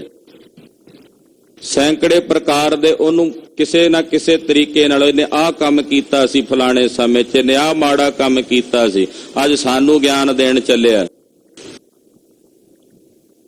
ਪਰ ਜਗਤ ਗੁਰੂ ਬਾਬਾ ਜੀ ਜਦੋਂ ਸੱਚ ਕਹਿੰਦੇ ਨੇ, ਉਹਨਾਂ ਤੇ ਕੋਈ ਵੀ ਉਂਗਲੀ ਨਹੀਂ ਚੁੱਕ ਸਕਦਾ। ਪਾਤਸ਼ਾਹ ਕਹਿੰਦੇ, ਉਹ ਬੰਦੇ ਖਾਣਿਓ, ਉਦਾਂ ਧਰਮੀ ਬਣੇ ਫਿਰਦੇ ਹੋ। ਸਬੂਤੇ ਬੰਦੇ ਖਾ ਜਾਣ ਵਾਲਿਓ, ਫਿਰ ਇਹ ਤੁਹਾਡਾ ਧਰਮ ਕਿਸ ਕੰਮ ਦਾ? ਮਲਕ ਭਾਗੋ ਨੂੰ ਜਾ ਕੇ ਸੁਚੇਤ ਕੀਤਾ, ਤੂੰ ਤਾਂ ਬੰਦੇ ਖਾਣਾ, ਤੇਰੀ ਰੋਟੀ ਦੇ ਵਿੱਚ ਗਰੀਬਾਂ ਦਾ ਖੂਨ ਹੈ, ਅਸੀਂ ਤੇਰੀ ਇਹ ਰੋਟੀ ਕਿਵੇਂ ਖਾ ਲਈਏ, ਤੇਰੀਆਂ ਇਹ ਪੂੜੀਆਂ ਕਿਵੇਂ ਖਾ ਲਈਏ। ਇਹ ਜਗਤ ਗੁਰੂ ਬਾਬਾ ਜੀ ਦਾ ਇਤਿਹਾਸ ਹੈ। ਹਾਂਜੀ। ਛੁਰੀ ਵਗਾਇਨ ਤਿੰਨ ਗਲ ਤਾਗ। ਉਹਨਾਂ ਦੇ ਅੱਗੇ ਜਿਹੜੇ ਕਰਿੰਦੇ ਨੇ, ਖੱਤਰੀ, ਕਿਉਂਕਿ ਖੱਤਰੀ ਲੋਕ ਜਿਹੜੇ ਸਨ ਉਸ ਵੇਲੇ ਉਹਨਾਂ ਮੁਸਲਮਾਨਾਂ ਦੇ ਕੋਲ ਨੌਕਰੀਆਂ ਕਰਦੇ, ਉਹਨਾਂ ਕੋਲ ਕਲਮਾਂ ਹੁੰਦੀਆਂ ਸੀ, ਗਲ ਵਿੱਚ ਧਾਗੇ ਪਾਏ ਹੋਏ, ਜਨੇਊ ਪਾਏ ਹੋਏ, ਤੇ ਹੱਥਾਂ ਵਿੱਚ ਕਲਮਾਂ ਰੂਪੀ ਛੁਰੀਆਂ ਫੜੀਆਂ ਹੋਈਆਂ। ਜੇ ਨਵਾਬ ਨੇ ਕਿਹਾ ਵੀ ਫਲਾਣੇ ਪਿੰਡ ਦੇ ਕੋਲੋਂ 100 ਰੁਪਈਆ ਟੈਕਸ ਲੈਣਾ, ਤੇ ਆਪਣੀ ਉਸ ਕਲਮ ਰੂਪੀ ਛੁਰੀ ਦੇ ਨਾਲ 100 ਦੀ ਬਜਾਏ 1000 ਲਿਖ ਦੇਣਾ। ਆਹ ਕੰਮ ਉਹ ਵੀ ਕਰ ਰਹੇ ਸੀ। ਪਾਤਸ਼ਾਹ ਕਹਿੰਦੇ, ਕਲਮ ਰੂਪੀ ਛੁਰੀ ਵਗਾਉਣ ਵਾਲੇ, ਚਲਾਉਣ ਵਾਲਿਆਂ ਦੇ ਗਲਾਂ 'ਚ ਧਾਗੇ ਪਾਏ ਹੋਏ ਨੇ। ਕਹਿੰਦੇ, ਵੇਖੋ ਕੈਸੀ ਹੈਰਾਨੀ ਦੀ ਬਾਤ ਹੈ ਵੀ ਉਹ ਜਿਹੜੇ ਛੁਰੀ ਚਲਾਉਣ ਵਾਲੇ ਨੇ, ਧਰਮੀ ਉਹ ਵੀ ਕਹਾਉਂਦੇ ਨੇ, ਗਲਾਂ 'ਚ ਧਾਗੇ ਪਾ ਕੇ ਆਪਣੇ ਆਪ ਨੂੰ ਧਾਰਮਿਕ ਸਾਬਤ ਉਹ ਵੀ ਕਰਦੇ ਨੇ। ਪਰ ਕੀ ਉਹ ਧਰਮੀ ਹਨ? ਜਦੋਂ ਹੱਥ ਵਿੱਚ ਛੁਰੀ ਵਗਾ ਕੇ, ਕਲਮ ਦੀ ਛੁਰੀ ਪਕੜ ਕੇ ਜਿੰਨਾ ਲਿਖ ਦਿੱਤਾ ਅਗਲੇ ਨੂੰ ਉਹਨਾਂ ਦੇਣਾ ਪੈਣਾ। ਇਹ ਨਹੀਂ ਵੇਖਣਾ ਵੀ ਉਹ ਸક્ષਮ ਹੈ ਦੇਣ ਦੇ ਵਿੱਚ ਕਿ ਨਹੀਂ। ਬਸ ਇੱਕ ਮਤਾ ਹੀ ਪਾਸ ਕਰਨਾ ਹੁੰਦਾ ਲਿਖ ਕੇ, ਇੱਕ ਬਿੱਲ ਹੀ ਬਣਾ ਕੇ ਪਾਸ ਕਰਨਾ ਹੁੰਦਾ ਵੀ ਏਦਾਂ ਅਸੀਂ ਇਹ ਕਰਨਾ। ਤੇ ਉਹ ਛੁਰੀ ਜਿਨ੍ਹਾਂ ਲੋਕਾਂ ਦੇ ਹੱਥ ਵਿੱਚ ਫੜੀ ਹੋਈ ਹੈ ਕਲਮ ਦੀ, ਉਹ ਫਿਰ ਗਲਾਂ ਦੇ ਵਿੱਚ ਧਾਰਮਿਕ ਚਿੰਨ੍ਹ ਵੀ ਧਾਰਨ ਕਰਦੇ ਨੇ, ਧਰਮੀ ਹੋਣ ਦਾ ਟਕਵੰਜ ਵੀ ਕਰਦੇ ਨੇ। ਜਾਂ ਤੁਸੀਂ ਧਰਮੀ ਹੋ ਜਾਓ ਤੇ ਜਾਂ ਫਿਰ ਸਿੱਧੇ ਕਹੋ ਅਸੀਂ ਕਸਾਈ ਹਾਂ। ਇੱਕ ਪਾਸੇ ਤਾਂ ਹੋਵੋ, ਅੰਨੇ ਬੰਨੇ ਤਾਂ ਲੱਗੋ, ਨਾਲੇ ਕਸਾਈਆਂ ਵਾਲਾ ਕੰਮ ਵੀ ਕਰਦੇ ਹੋ, ਨਾਲੇ ਆਪਣੇ ਆਪ ਨੂੰ ਧਰਮੀ ਹੋਣ ਦਾ ਲੇਬਲ ਲਾ ਕੇ ਧਰਮੀ ਵੀ ਸਾਬਤ ਕਰ ਦਿਓ। ਦੋਵੇਂ ਕਿਵੇਂ ਹੋਗੇ ਤੁਸੀਂ? ਧਰਮੀ ਵੀ ਤੇ ਕਸਾਈ ਵੀ। ਕਸਾਈ ਧਰਮੀ ਕਿਵੇਂ ਹੋ ਸਕਦਾ? ਜਿਹੜਾ ਧਰਮੀ ਆ ਉਹ ਕਸਾਈ ਨਹੀਂ ਹੋ ਸਕਦਾ। ਗਲ ਵਿੱਚ ਚਿੰਨ੍ਹ ਧਾਰਮਿਕ ਹੈ, ਧਾਗਾ ਪਾਇਆ ਹੋਇਆ ਗਲ ਵਿੱਚ, ਹੱਥ 'ਚ ਛੁਰੀ ਫੜੀ ਹੋਈ ਆ, ਉਹ ਵੀ ਕਲਮ ਦੀ। ਉਦਾਂ ਤਾਂ ਉਸ ਛੁਰੀ ਦੇ ਨਾਲ ਜਿਹੜੀ ਬਾਹਰੀ ਪ੍ਰਤੱਖ ਰੂਪ 'ਚ ਹੁੰਦੀ ਹੈ, ਕਸਾਈ ਕਿੰਨੇ ਗਲੇ ਕੱਟ ਲਏਗਾ, ਪਰ ਕਲਮ ਦੇ ਨਾਲ ਜਦੋਂ ਕੋਈ ਏਦਾਂ ਦੇ ਕਾਨੂੰਨ ਬਣਾ ਦਿੱਤੇ ਜਾਂਦੇ ਨੇ, ਏਦਾਂ ਦੇ ਬਿੱਲ ਪਾਸ ਕਰ ਦਿੱਤੇ ਜਾਂਦੇ ਨੇ, ਉਹ ਹਜ਼ਾਰਾਂ, ਲੱਖਾਂ, ਕਰੋੜਾਂ ਲੋਕਾਂ ਦੇ ਗਲ ਦੇ ਉੱਤੇ ਚੱਲਦੀ ਹੈ ਉਹ ਛੁਰੀ। ਸਿਰ ਚੁੱਕਣ ਜੋਗਾ, ਉਕਸਣ ਜੋਗਾ ਨਹੀਂ ਰਹਿਣ ਦਿੰਦੇ ਸਮਾਜ ਦੇ ਲੋਕਾਂ ਨੂੰ। ਤੋ ਕਹਿਣ ਲੱਗੇ, ਇਸ ਪ੍ਰਕਾਰ ਛੁਰੀ ਵਗਾਉਣ ਵਾਲੇ, ਇਸੇ ਕਰਕੇ ਬਹੁਤਿਆਂ ਨੂੰ ਆਸਾ ਜੀ ਦੀ ਵਾਰ ਦਾ ਕੀਰਤਨ ਗੁਰੂ ਘਰਾਂ ਵਿੱਚ ਗੂੰਜਦਾ ਚੰਗਾ ਨਹੀਂ ਸੀ ਲੱਗਦਾ, ਵੀ ਇੱਥੇ ਤਾਂ ਰੋਜ਼ ਹੀ ਸਮਾਜ ਦੀਆਂ ਜਿਹੜੀਆਂ ਵੱਧ ਫੈਲੀਆਂ ਨੇ ਉਹਨਾਂ ਦੇ ਖਿਲਾਫ ਬੋਲਿਆ ਜਾਂਦਾ। ਯਤਨ ਕੀਤਾ ਇਹ ਆਸਾ ਜੀ ਦੀ ਵਾਰ ਦੇ ਕੀਰਤਨ ਦੀਆਂ ਛਹਿਬਰਾਂ ਜਿਨ੍ਹਾਂ ਘਰਾਂ ਵਿੱਚ ਰੋਜ਼ ਉੱਠਦੀਆਂ ਨੇ, ਉਹ ਘਰ ਢਾਹ ਦਿੱਤੇ ਜਾਣੇ ਚਾਹੀਦੇ ਨੇ। ਸਮੇਂ ਦੀਆਂ ਸਰਕਾਰਾਂ ਨੇ ਬੜੇ ਯਤਨ ਕੀਤੇ, ਅਬਦਾਲੀ, ਨਾਦਰ ਵਰਗਿਆਂ ਨੇ ਯਤਨ ਕੀਤੇ ਵੀ ਇਹਨਾਂ ਨੂੰ ਖਤਮ ਕਰ ਦਿੱਤਾ ਜਾਏ। ਦਿੱਲੀ ਦੇ ਤਖਤ ਤੇ ਬੈਠੇ ਔਰੰਗਜ਼ੇਬ ਤੇ ਫਰਖਸ਼ੀਰ ਜਿਹੇ ਬਾਦਸ਼ਾਹ ਨੇ ਯਤਨ ਕੀਤਾ, ਜਹਾਂਗੀਰ ਨੇ, ਸ਼ਾਹਜਹਾਨ ਨੇ ਯਤਨ ਕੀਤਾ ਵੀ ਇਸ ਘਰ ਨੂੰ ਸਦਾ ਲਈ ਖਤਮ ਕਰ ਦਿੱਤਾ ਜਾਏ, ਜਿੱਥੇ ਹਰ ਰੋਜ਼ ਸਾਡੀਆਂ ਜਿਹੜੀਆਂ ਕੁਰੀਤੀਆਂ ਨੇ ਉਹਦੇ ਖਿਲਾਫ ਬੋਲਿਆ ਜਾਂਦਾ ਹੈ, ਜਿੱਥੇ ਅੰਮ੍ਰਿਤ ਵੇਲੇ ਹੀ ਆਸਾ ਜੀ ਦੀ ਬਾਹਰ ਦੇ ਕੀਰਤਨ ਦੇ ਨਾਲ ਇਹਨਾਂ ਕੁਰੀਤੀਆਂ ਦੇ ਖਿਲਾਫ ਗਰਜਵੀਂ ਆਵਾਜ਼ ਵਿੱਚ ਕਿਹਾ ਜਾਂਦਾ, ਮਾਨਸ ਖਾਣੇ ਕਰਹਿ ਨਵਾਜ, ਛੁਰੀ ਬਗਾਇਨ ਤਿਨ ਗਲ ਤਾਗ।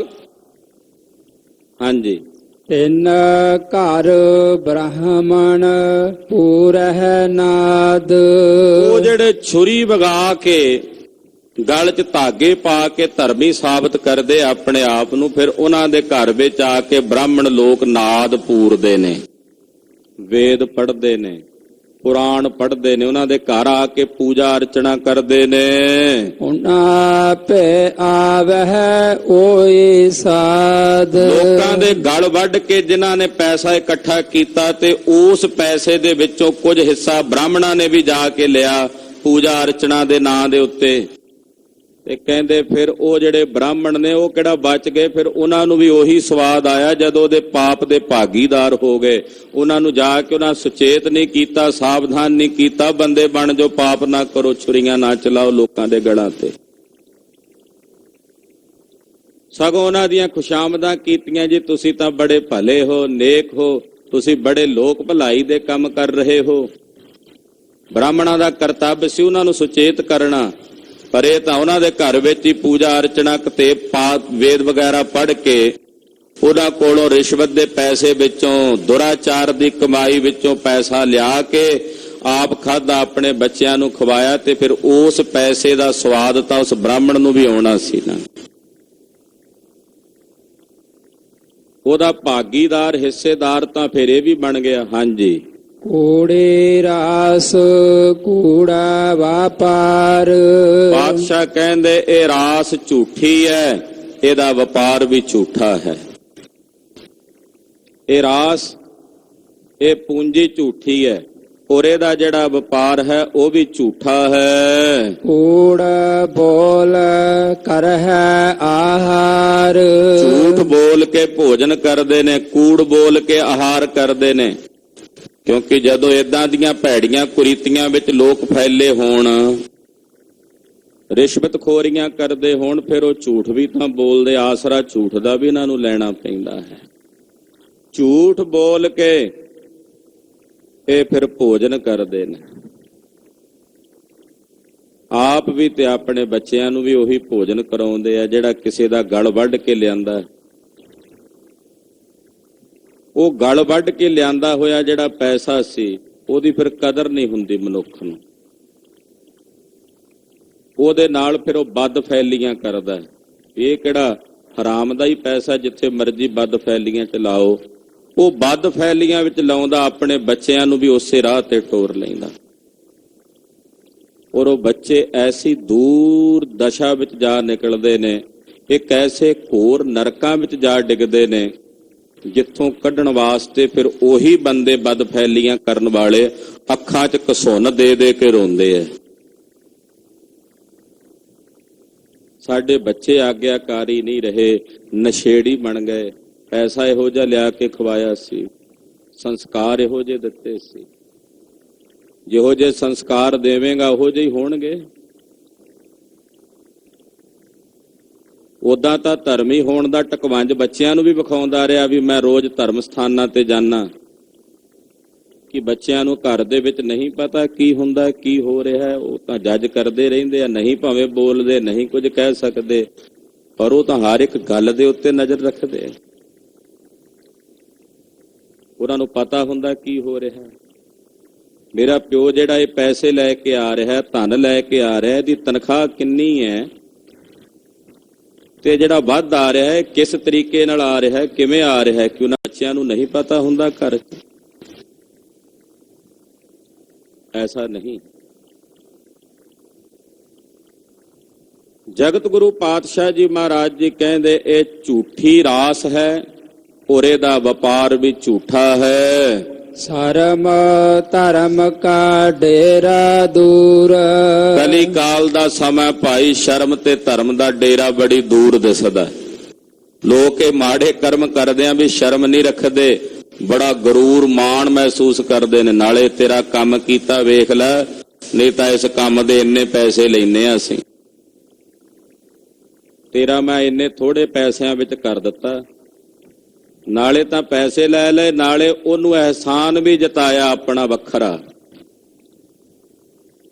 ਡਿਊਟੀ ਭਾਵੇਂ ਆਪਣੀ ਕੀਤੀ ਹੈ, ਪਰ ਅਗਲੇ ਨੂੰ ਅਹਿਸਾਨ ਉਹ ਵੀ ਹੱਥ ਜੋੜ ਕੇ ਹਾਂ ਜੀ ਬਿਲਕੁਲ, ਉਹ ਦੇਣ ਵਾਲੇ ਵੀ ਉਹੋ ਜਿਹੇ ਨੇ। ਸਾਹਿਬ ਗਰੀਬ ਨਵਾਜ ਪਾਤਸ਼ਾਹ ਜੀ ਕਹਿੰਦੇ ਸ਼ਰਮ ਤੇ ਧਰਮ ਨਾਂ ਦੇ ਜਿਹੜੇ ਡੇਰੇ ਨੇ ਬੜੀ ਦੂਰ ਨੇ, ਬੜੀ ਦੂਰ, ਦਿਸਦਾ ਹੀ ਨਹੀਂ। ਕਹਿੰਦੇ ਸ਼ਰਮ ਧਰਮ ਦੋਏ ਛੱਪ ਖਲੋਏ, ਕੂੜ ਫੇਰਾ ਪ੍ਰਧਾਨ ਵੇ ਲਾਲੋ, ਕਾਜੀਆਂ ਬਾਹਮਣਾ ਕੀ ਗੱਲ ਥੱਕੀ, ਅਗਦ ਪੜਾ ਸ਼ੈਤਾਨ ਵੇ ਲਾਲੋ, ਪਾਪ ਕੀ ਜੰਜ ਲੈ ਕਾਬਲੋ ਧਾਇਆ, ਜੋਰੀ ਮੰਗਾ ਦਾਨ ਵੇ ਲਾਲੋ। ਜ਼ਬਰ ਕਰਕੇ ਦਾਨ ਮੰਗਿਆ ਜਾਂਦਾ, ਜੋਰੀ ਮੰਗਾ ਦਾਨ ਵੇ ਲਾਲੋ।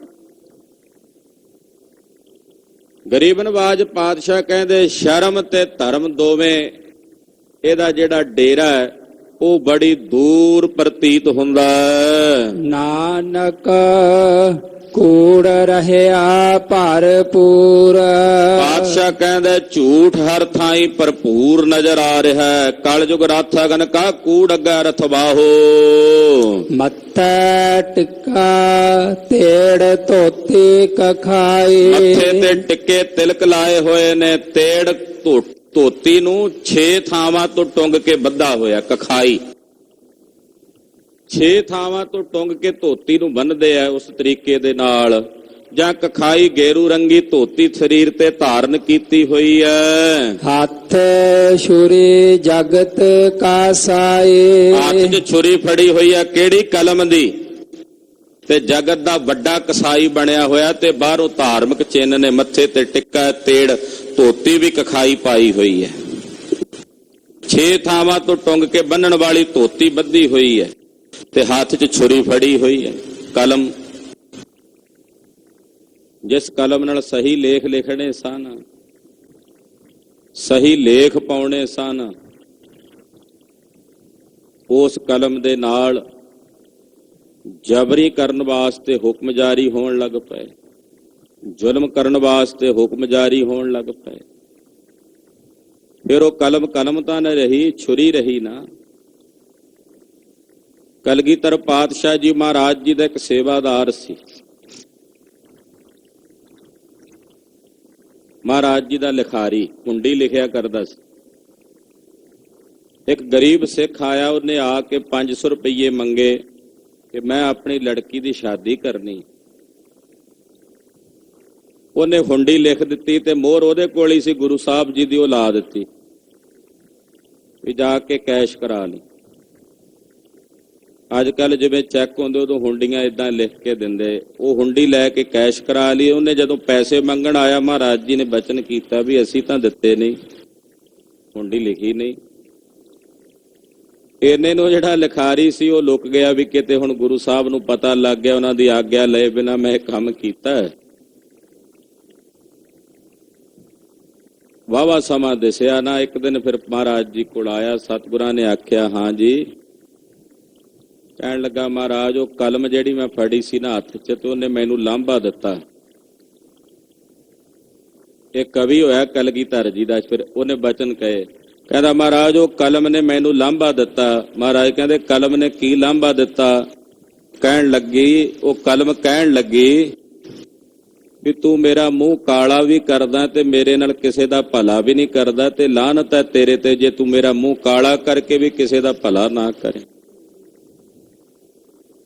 ਸ਼ਾਹੀ 'ਚ ਡੋਬ ਕੇ ਮੈਨੂੰ ਮੂੰਹ ਮੇਰਾ ਕਾਲਾ ਕਰਦਾ ਤੇ ਕਿਸੇ ਦਾ ਭਲਾ ਤਾਂ ਕਰ ਦਿਆ ਕਰ। ਮਹਾਰਾਜ ਉਹ ਕਲਮ ਦੀ ਆਵਾਜ਼ ਸੁਣੀ, ਉਹ ਸਿੱਖ ਨੂੰ ਮੈਂ ਲਿਖ ਕੇ ਦੇ ਦਿੱਤਾ। ਮਹਾਰਾਜ ਕਹਿੰਦੇ ਠੀਕ ਹੈ, ਪਰ ਇਹਦੀ ਜਾਣਕਾਰੀ ਸਾਨੂੰ ਹੋਣੀ ਚਾਹੀਦੀ ਸੀ। ਜਦੋਂ ਕਲਮ ਭਲੇ ਵਾਸਤੇ ਚੱਲੇ ਤੇ ਸਮਾਜ ਦੇ ਲੋਕਾਂ ਦੇ ਵਿੱਚ ਉਸਾਰੂ ਬਿਰਤੀ ਪੈਦਾ ਹੁੰਦੀ। ਭਲੇ ਵਾਸਤੇ ਉਹ ਕਲਮ ਚੱਲੇ, ਲੋਕਾਂ ਦਾ ਭਲਾ ਹੁੰਦਾ। ਪਰ ਉਸੇ ਕਲਮ ਦੇ ਨਾਲ ਜਦੋਂ ਜਬਰੀ ਹੋਣ ਲੱਗ ਪਏ, ਜ਼ਬਰਦਸਤੀ ਦੇ ਫਰਮਾਨ ਜਾਰੀ ਹੋਣ ਲੱਗ ਪੈਣ, ਕਹਿੰਦੇ ਫਿਰ ਉਹ ਕਲਮ ਨਹੀਂ ਰਹਿੰਦੀ, ਛੁਰੀ ਬਣ ਜਾਂਦੀ ਹੈ। ਪਰ ਹੈਰਾਨੀ ਇਸ ਬਾਤ ਦੀ ਹੈ, ਮਹਾਰਾਜ ਜੀ ਕਹਿੰਦੇ ਉਹ ਛੁਰੀ ਇਹਨਾਂ ਲੋਕਾਂ ਨੇ ਫੜੀ ਹੋਈ ਹੈ ਜਿਹੜੇ ਬਾਹਰੋਂ ਧਾਰਮਿਕ ਹੋਣ ਦਾ ਟਕਵੰਜ ਕਰਦੇ ਹਨ।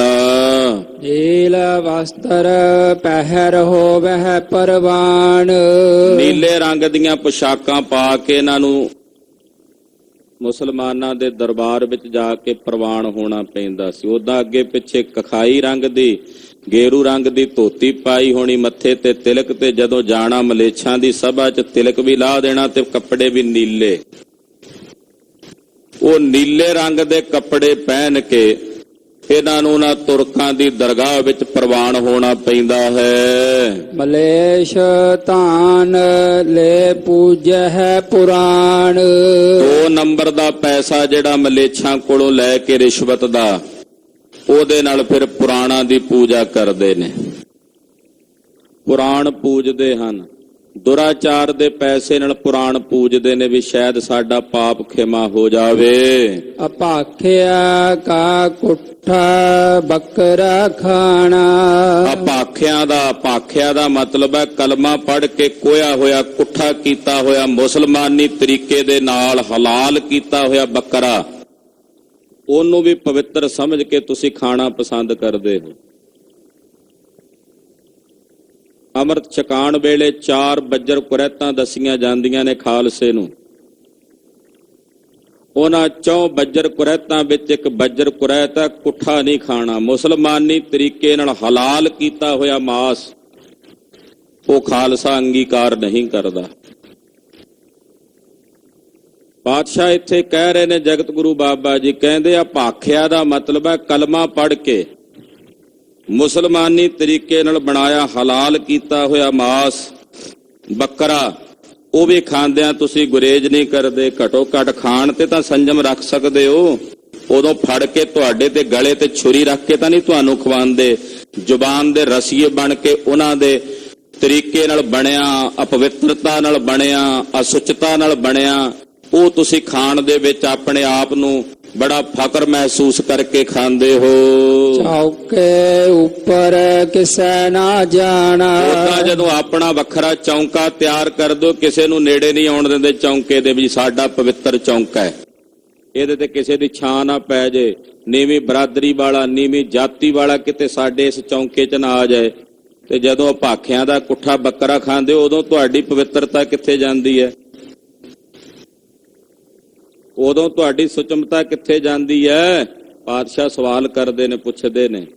ਉਦਾਂ ਕਹਿੰਦੇ ਅਸੀਂ ਆਪਣੇ ਚੌਂਕੇ ਦੇ ਉੱਤੇ ਕਿਸੇ ਨੂੰ ਨਹੀਂ ਆਉਣ ਦਿੰਦੇ। ਦੇਖੈ ਚੌਂਕਾ ਕੱਢੇ ਕਾਰ, ਚੌਂਕਾ ਬਣਾ ਕੇ ਉਹਦੇ ਆਲੇ ਦੁਆਲੇ ਲਕੀਰ ਖਿੱਚ ਦਿੰਦੇ ਆ ਵੀ ਇਹਦੇ ਵਿੱਚ ਨਹੀਂ ਕਿਸੇ ਨੇ ਆਉਣਾ, ਇੰਨੀ ਕੁ ਜਗ੍ਹਾ ਅਸੀਂ ਪਵਿੱਤਰ ਕਰ ਲਈ ਹੈ। ਉੱਪਰ ਆਏ ਬੈਠੇ ਕੂੜਿਆਰ, ਉਹਦੇ ਉੱਤੇ ਆ ਕੇ ਤੁਸੀਂ ਝੂਠੇ ਲੋਕ ਆ ਕੇ ਬਹਿ ਗਏ, ਤੁਹਾਡੇ ਬਹਿਣ ਨਾਲ ਤਾਂ ਆਪੇ ਹੀ ਚੌਂਕਾ ਪਿੱਟਿਆ ਗਿਆ। ਕੁਬੁੱਧ ਡੁੰਮਣੀ ਕੁਦਇਆ ਕਸਾਇਣ, ਪਰ ਨਿੰਦਾ ਘਟ ਚੂਹੜੀ, ਮੁੱਠੀ ਕ੍ਰੋਧ ਚੰਡਾਲ, ਕਾਰੀ ਕੱਢੀ ਕਿਆ ਥੀਆ, ਜਾਂ ਚਾਰੇ ਬੈਠੀਆਂ ਨਾਲ। ਫਿਰ ਲਕੀਰਾਂ ਖਿੱਚੀਆਂ ਕਿਸ ਕੰਮ ਦੀਆਂ? ਖੋਟੀ ਬੁੱਧੀ ਇਹ ਮਰਾਸ਼ਣ ਹੈ। ਕੁਬੁੱਧ ਡੁੰਮਣੀ ਕੁਦਇਆ ਕਸਾਇਣ, ਕੁਦਇਆ ਮਤਲਬ ਦਇਆ ਵਿਹੂਣੇ ਹੋ ਕੇ ਲੋਕਾਂ ਦੇ ਗਲ ਵੱਢਦੇ ਹੋ, ਇਹ ਕਸਾਈ ਹੈ ਤੁਹਾਡੇ ਨਾਲ ਕਸਾਇਣ। ਪਰ ਨਿੰਦਾ ਜਿਹੜੀ ਬਗਾਨੇ ਦੀ ਨਿੰਦਾ ਕਰਨੀ, ਘਟ ਚੂਹੜੀ, ਨਿੰਦਾ ਕਰਨ ਦਾ ਮਤਲਬ ਗੰਦ ਚੁੱਕਣਾ, ਉਹ ਵੀ ਤੁਹਾਡੇ ਨਾਲ ਹੈ। ਮੁੱਠੀ ਕ੍ਰੋਧ ਚੰਡਾਲ, ਕ੍ਰੋਧ ਰੂਪੀ ਚੰਡਾਲ ਤੁਹਾਡੇ ਨਾਲ, ਚਾਰੇ ਆ ਕੇ ਬਾਹਮਣੋਂ ਬਹਿ ਗਏ, ਚਾਰੇ ਤੁਹਾਡੇ ਨਾਲ ਨੇ, ਫਿਰ ਚੌਂਕਾ ਪਵਿੱਤਰ ਕਿਵੇਂ ਰਹਿ ਗਿਆ? ਪਾਤਸ਼ਾਹ ਕਹਿੰਦੇ ਚੌਂਕੇ ਦੇ ਫਿਰ ਆਲੇ ਦੁਆਲੇ ਦੇ ਕੇ ਚੌਂਕਾ ਕੱਢੀ ਕਾਰ, ਉੱਪਰ ਆਏ ਬੈਠੇ ਕੂੜਿਆਰ, ਉੱਤੇ ਝੂਠੇ ਲੋਕ ਤੁਹਾਡੇ ਵਰਗੇ ਆ ਕੇ ਬਹਿ ਗਏ। ਉਹ ਚੌਂਕਾ ਤਾਂ ਪਹਿਲਾਂ ਹੀ ਪਿੱਟਿਆ ਗਿਆ, ਹੁਣ ਕਿਸੇ ਦੂਜੇ ਦੇ ਆਉਣ ਨਾਲ ਕੀ ਪਿੱਟਣਾ? ਮਤ ਪਿੱਟੈ ਵੇ ਮਤ ਪਿੱਟੈ, ਲੋਕਾਂ ਨੂੰ ਕਹਿੰਦੇ ਹੋ ਮਤਾ ਸਾਡੇ ਚੌਂਕੇ ਦੇ ਨੇੜੇ ਆ ਜਾਓ, ਕਿਤੇ ਮਤ ਤੁਸੀਂ ਇੱਥੇ ਆ ਕੇ ਕਿਤੇ ਸਾਡਾ ਚੌਂਕਾ ਪਿੱਟ ਜਿਓ, ਇਹਨੂੰ ਅਪਵਿੱਤਰ ਕਰ ਦਿਓ।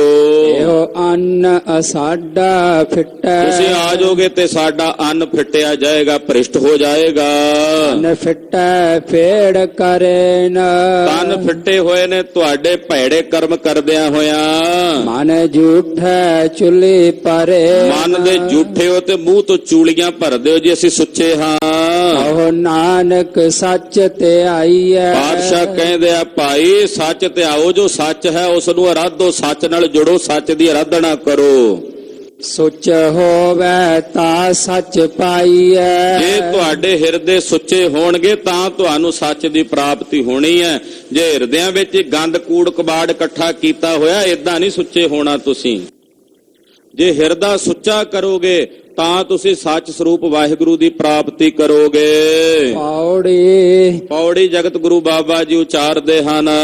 ਤੈ ਅੰਦਰ ਸਭ ਕੋ, ਵਾਹਿਗੁਰੂ ਦੀ ਨਿਗਾਹ ਵਿੱਚ ਸਾਰੇ ਹੀ ਨੇ, ਉਹਨੇ ਆਪਣੀ ਦ੍ਰਿਸ਼ਟੀ ਸਾਰਿਆਂ ਤੇ ਕੀਤੀ ਹੋਈ ਹੈ। ਵੇਖ ਨਦਰੀ ਹੇਠ ਚਲਾਏ, ਸਾਰਿਆਂ ਨੂੰ ਵੇਖ ਕੇ ਆਪਣੀ ਨਜ਼ਰ ਹੇਠ ਆਪਣੇ ਹੁਕਮ 'ਚ ਚਲਾਉਂਦਾ ਹੈ। ਆਪੇ ਦੇ ਵਡਿਆਈ, ਆਪ ਹੀ ਸੰਸਾਰ ਦੇ ਸਮਸਤ ਜੀਵਾਂ ਨੂੰ ਵਡਿਆਈਆਂ ਦਿੰਦਾ ਹੈ।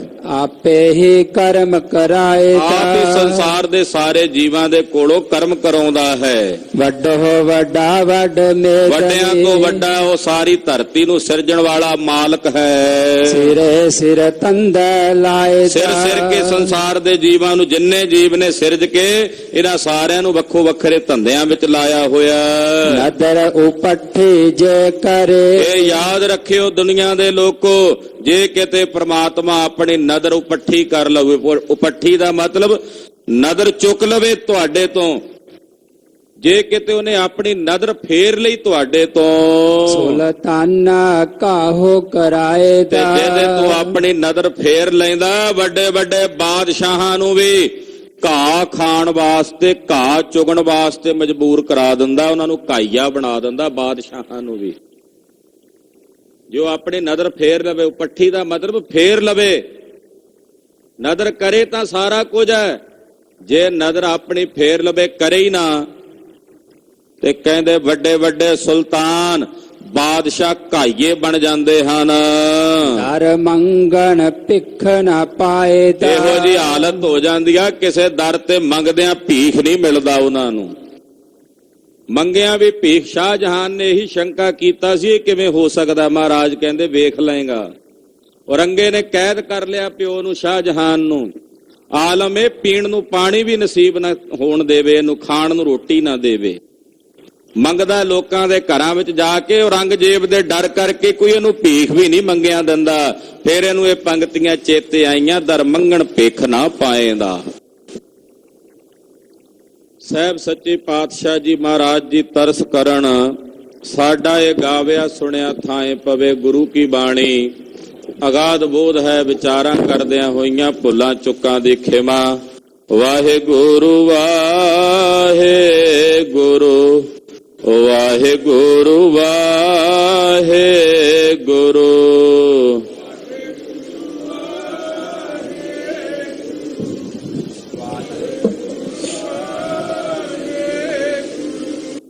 ਵਾਹਿਗੁਰੂ ਵਾਹਿਗੁਰੂ ਵਾਹਿਗੁਰੂ ਵਾਹਿਗੁਰੂ।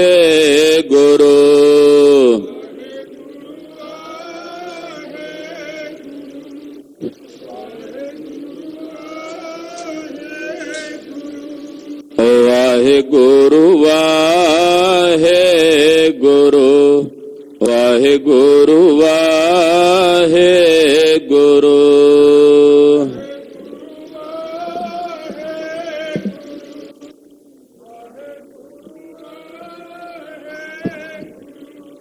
ਵਾਹਿਗੁਰੂ ਜੀ ਕਾ ਖਾਲਸਾ, ਵਾਹਿਗੁਰੂ ਜੀ ਕੀ ਫਤਿਹ। ਸਤਨਾਮ ਸ੍ਰੀ ਵਾਹਿਗੁਰੂ ਸਾਹਿਬ ਜੀ। ਇਕ ਮਨ ਪੁਰਖ ਧਿਆਏ ਬਰ ਦਾਤਾ, ਸੰਤ ਸਹਾਰ ਸਦਾ ਬਿਖਿਆਤਾ। ਤਾਸ ਚਰਨ ਲੈ ਹਿਰਦੈ ਬਸਾਵੋ,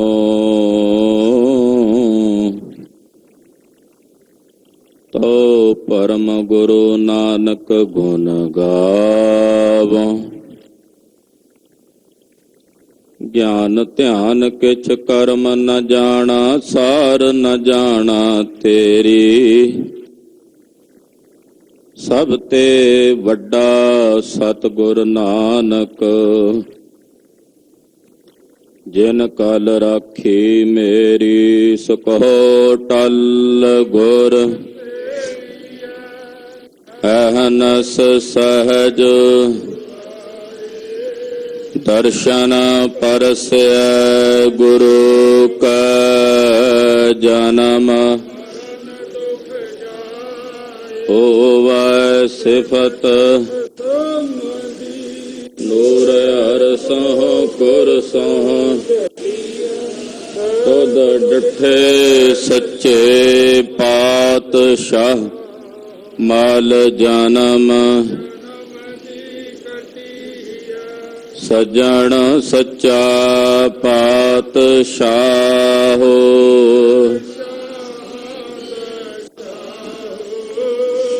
ਜਿਸ ਪਾਸ ਬੈਠਿਆ ਸੋਹੀਐ ਸਭਨਾ ਦਾ। ਸਤਨਾਮ ਸ੍ਰੀ ਵਾਹਿਗੁਰੂ ਸਾਹਿਬ ਜੀ। ਸ਼ਲੋਕ ਮਹੱਲਾ ਪਹਿਲਾ। ਗਊ ਬ੍ਰਾਹਮਣ ਕਉ ਕਰ ਲਾਵੋ, ਗੋਬਰ ਤਰਣ ਨ ਜਾਈ। ਧੋਤੀ ਟਿਕਾ ਤੈ ਜਪ ਮਾਲੀ, ਧਾਨ ਮਲੇਛਾਂ ਖਾਈ। ਗਊ ਬ੍ਰਾਹਮਣ ਕਉ ਕਰ ਲਾਵੋ, ਗੋਬਰ ਤਰਣ ਨ ਜਾਈ। ਧੋਤੀ ਟਿਕਾ ਤੈ ਜਪ ਮਾਲੀ, ਧਾਨ ਮਲੇਛਾਂ ਖਾਈ। ਅੰਤਰ ਪੂਜਾ ਪੜ੍ਹੈ ਕਤੇਬਾ, ਸੰਜਮ ਤੁਰ ਕਾ ਭਾਈ। ਛੋਡੀ ਲੈ ਪਾਖੰਡਾ, ਨਾਮ ਲਿਆ ਜਾਹੇ ਤਰੰਦਾ। ਮਹੱਲਾ ਪਹਿਲਾ। ਮਾਨਸ ਖਾਣੇ ਕਰਹਿ ਨਿਵਾਜ, ਛੁਰੀ ਬਗਾਇਨ ਤਿਨ ਗਲ ਤਾਗ। ਤਿਨ ਘਰ ਬ੍ਰਾਹਮਣ ਪੂਰਹਿ ਨਾਦ, ਓਨਾ ਪਿਆਵਹਿ ਓਈ ਸਾਧ। ਕੂੜੀ ਰਾਸ ਕੂੜਾ ਵਾਪਾਰ, ਕੂੜ ਬੋਲ ਕਰਹਿ ਆਹਾਰ। ਸ਼ਰਮ ਧਰਮ ਕਾ ਡੇਰਾ ਦੂਰ, ਨਾਨਕ ਕੂੜ ਰਹਿਆ ਭਰਪੂਰ। ਮੱਥੈ ਟਿੱਕਾ ਤੇੜ ਧੋਤੀ ਕਖਾਈ, ਹੱਥ ਛੁਰੀ ਜਗਤ ਕਸਾਈ। ਨੀਲ ਵਸਤਰ ਪਹਿਰ ਹੋਵਹਿ ਪਰਵਾਣ, ਮਲੇਛ ਧਾਨ ਲੈ ਪੂਜਹਿ ਪੁਰਾਣ। ਅਭਾਖਿਆਂ ਕਾ ਕੁੱਠਾ ਬੱਕਰਾ ਖਾਣਾ, ਚੌਂਕੇ ਉੱਪਰ ਕਿਸ ਨ ਜਾਣਾ। ਦੇ ਕੇ ਚੌਂਕਾ ਕੱਢੀ ਕਾਰ, ਉੱਪਰ ਆਏ ਬੈਠੇ ਕੂੜਿਆਰ। ਮਤ ਪਿਟੈ ਵੇ ਮਤ ਪਿਟੈ, ਇਹੋ ਅੰਨ ਆ ਸਾਡਾ ਫਿਟੈ। ਤਨ ਫਿਟੈ ਫੇੜ ਕਰੇ ਨਾ, ਮਨ ਝੂਠਾ ਚੁੱਲੀ ਭਰੇ ਨਾ। ਕਹੋ ਨਾਨਕ ਸੱਚ ਧਿਆਈਐ, ਸੋਚ ਹੋਵੈ ਤਾਂ ਸੱਚ ਪਾਈਐ। ਪੌੜੀ ਚਿਤੈ ਅੰਦਰ ਸਭ ਕੋ, ਵੇਖ ਨਦਰੀ ਹੇਠ ਚਲਾਏਂਦਾ। ਆਪੇ ਦੇ ਵਡਿਆਈਆਂ, ਆਪੇ ਹੀ ਕਰਮ ਕਰਾਏਂਦਾ। ਵਡੋ ਵਡਾ ਵਡ ਮੇਦਨੀ, ਸਿਰੇ ਸਿਰ ਧੰਦਾ ਲਾਏਂਦਾ। ਨਦਰ ਉਪੱਠੀ ਜੇ ਕਰੇ, ਸੁਲਤਾਨਾ ਕਾਹੋ ਕਰਾਏਂਦਾ। ਦਰ ਮੰਗਨ ਭਿਖ ਨ ਪਾਏਂਦਾ, ਦਰ ਮੰਗਨ ਭਿਖ ਨਾ ਪਾਏਂਦਾ। ਵਾਹਿਗੁਰੂ ਜੀ ਕਾ ਖਾਲਸਾ, ਵਾਹਿਗੁਰੂ ਜੀ ਕੀ ਫਤਿਹ। ਜਪੋ ਸਤਿਨਾਮ।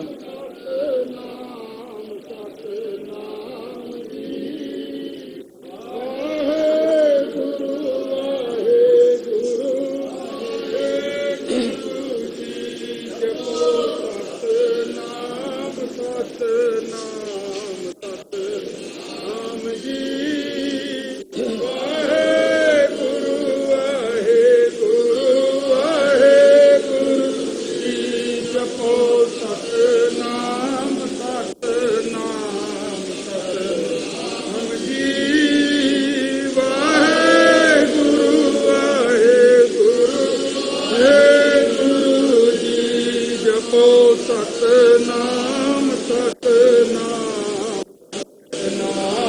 ਜੀ।